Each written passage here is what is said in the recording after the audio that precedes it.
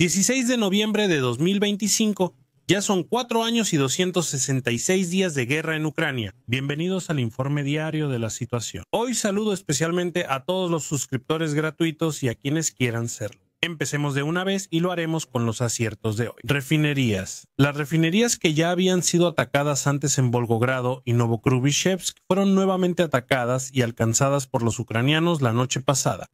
Según los informes de testigos locales, fue alcanzada una parte de la instalación que ya estaba dañada y que en realidad se encontraba en reparación tras el último ataque. Y eso ocurrió en ambas refinerías. Así que los ucranianos parecen querer evitar a toda costa que la instalación vuelva a funcionar en el corto plazo. Los ucranianos utilizan principalmente drones AN-196 para este ataque. Ya conocen este dron por varios videos que ya les he mostrado. Con un alcance de aproximadamente 2.000 kilómetros y una cabeza explosiva de 75 kilos, es algo así como el equivalente ucraniano de un dron Shahed, solo que el Shahed se utiliza en ataques en enjambre mucho más grandes y, hasta donde sé, también puede volar un poco más alto. Al defenderse de drones, los rusos impactaron de nuevo un edificio residencial propio con su defensa antiaérea. A eso ya estamos tan acostumbrados como al ataque diario a las refinerías.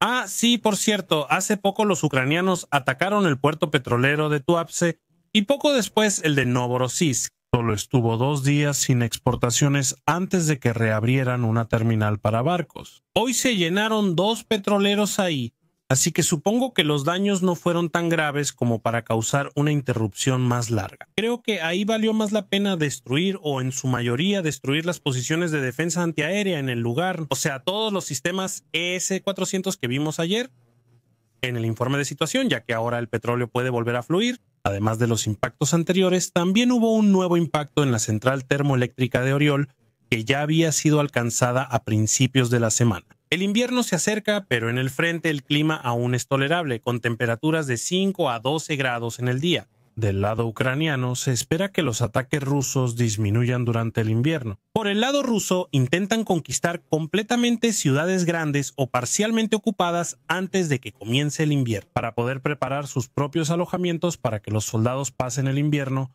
y también construir nuevos puestos de combate que quieran usar para las ofensivas en primavera. Pero en Rusia la situación es un poco diferente.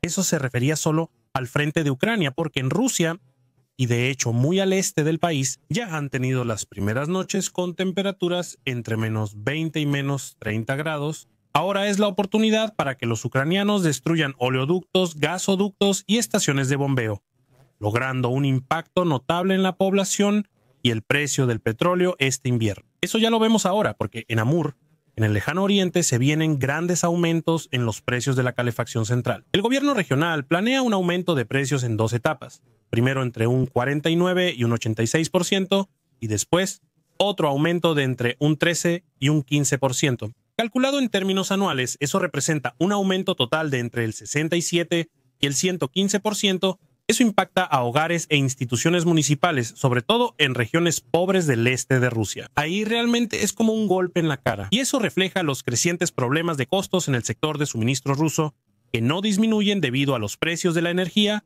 las reparaciones y el retraso en las inversiones. La Fuerza Conjunta de Ucrania informa en la zona de Kupiansk sobre una orden bastante extraña. Pequeños grupos rusos deben izar banderas para simular control. Debo interrumpir y comentar algo. Eso no es nada nuevo, ya lo hemos visto muchas veces. De hecho, lo vemos desde el puente de Krinky. Ahí vi el primer video en el que 2 soldados rusos entraron a una plaza, clavaron una bandera y luego uno de ellos la sostuvo en la mano. Miraron hacia el dron, se dejaron fotografiar o grabar y luego salieron corriendo de inmediato, como a unos 300-400 metros hacia un bosque cercano, de donde también habían venido. O sea, en realidad no conquistaron nada, solo pusieron una bandera y se fueron de nuevo. Y desde entonces, la verdad, lo hemos visto bastante seguido. Sobre todo en el frente oriental y no directamente en el este. O sea, ahora más bien en el sureste, donde están Croft y así, sino más bien más al noreste, como por ejemplo aquí en Kupiansk. Y no se trata de que quieran reportar avances territoriales falsos, sino de que los ucranianos informan que eso en realidad les beneficia mucho. Porque los soldados rusos que aceptan participar en esos videos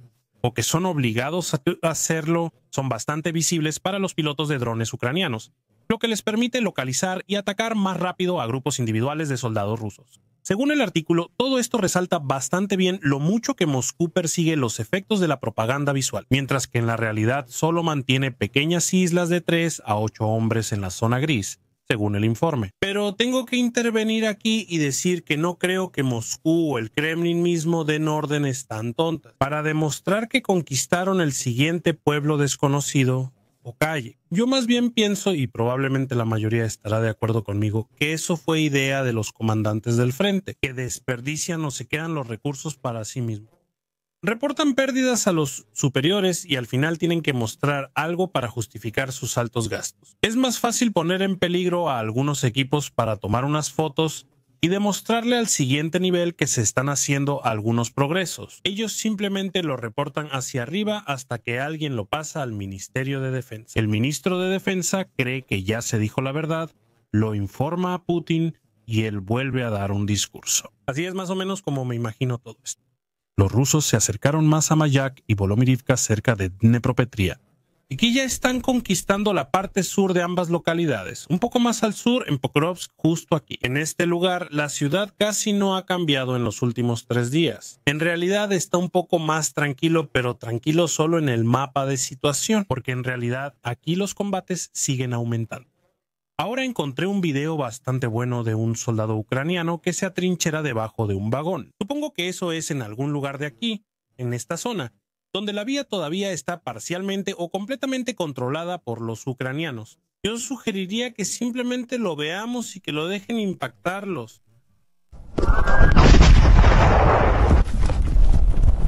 ¿Está bien?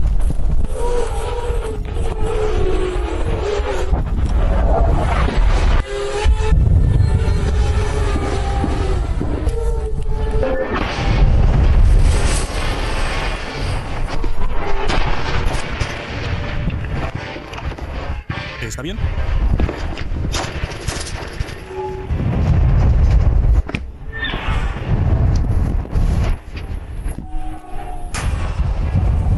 Oh, yeah, but...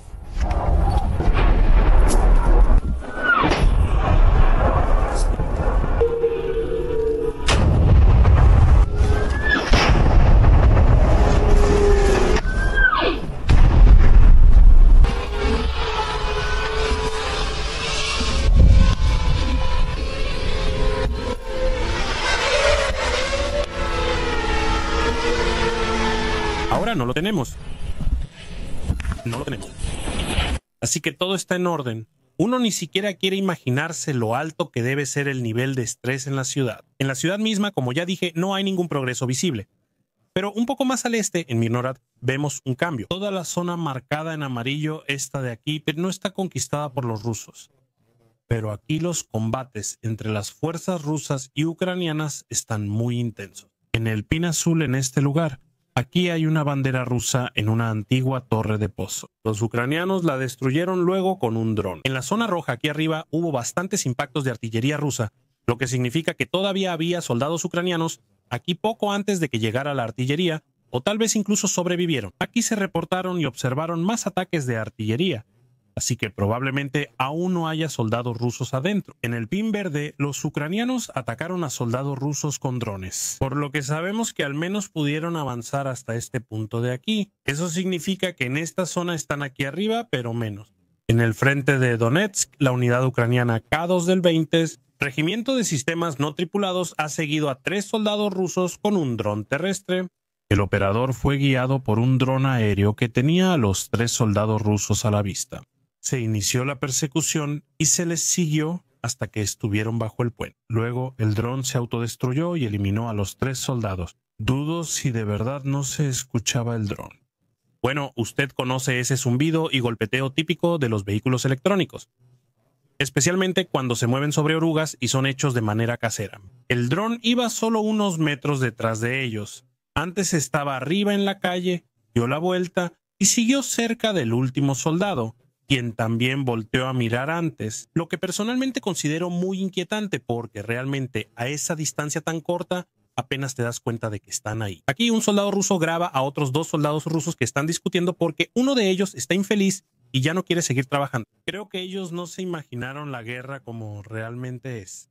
¿Sabe para qué los vehículos de la Bundeswehr llevan la Cruz Blanca? No es un escudo y tampoco hay equipo de paramédicos detrás de eso. ¿Qué es y para qué sirve? Lo explico en mi nuevo video, que enlazo al final del informe en los créditos. Échele un vistazo y déjese sorprender. El jefe adjunto de la Dirección Principal de Inteligencia del Ministerio de Defensa de Ucrania presenta una imagen clara de los planes de Rusia para 2025. Moscú planea disponer de unas 120.000 bombas planeadoras fabricadas recientemente o adaptadas de bombas antiguas con kits de conversión. Además, unas 500 variantes de largo alcance con hasta 200 kilómetros de alcance. Además, también habrá una bomba planeadora con un alcance de 400 kilómetros que ahora está en desarrollo y pronto será utilizada. Eso tendría para los rusos la increíble ventaja de que podrían mover todo lo que está en un radio de 400 kilómetros del frente. Eso significa que todos los aviones que en realidad están en mayor peligro cuando están en tierra podrían ir tan lejos que los ucranianos casi no podrían atacar los aeropuertos si lo intentaran en el futuro. La producción de drones debe subir a 70.000 sistemas de largo alcance con 30.000 Shaheds incluidos. Vemos un objetivo claro: aumentar las armas de alcance medio. Al mismo tiempo, disminuye el suministro de municiones de Corea del Norte. Las entregas bajaron a menos de la mitad respecto a 2024. Casi la mitad de los proyectiles son tan viejos que necesitan reacondicionarse en Rusia. Pyongyang también compensa parcialmente con la producción masiva de drones que fabrican y entregan para Rusia. Para Ucrania, esto significa una presión constante desde el aire por la cantidad y el alcance, pero también puntos vulnerables en la logística de Rusia. Por eso, la prioridad es la defensa antiaérea y guerra electrónica contra bombas planeadoras y drones, proteger infraestructura crítica y atacar bases aéreas, depósitos de kits de bombas y líneas de ensamblaje y suministro. Eso es posible y ya lo vimos varias veces. Sin embargo, veo el mayor problema en los ataques a bases aéreas rusas que se encuentran fuera de la zona ocupada. Los rusos ya no huyen descontrolados cuando un dron ucraniano ataca. Ahora sucede que cada vez más unidades llevan granadas de humo y las lanzan a su alrededor para que el dron no pueda ver cómo se dispersa. Ahora, un soldado de defensa contra drones utiliza una escopeta para buscar una buena posición bajo la protección del humo y derribar el dron desde ahí. Funciona bastante bien en teoría y en la práctica, pero la mayoría de las veces no se trata solo de un dron. Y si te atacan 2 o 3 veces, en algún momento ya habrás lanzado todas tus granadas. Gracias especiales a los miembros de All Go Crew, especialmente al teniente coronel Renneke. Gracias por escuchar. Suscríbanse, den like y comenten. Hasta el próximo informe.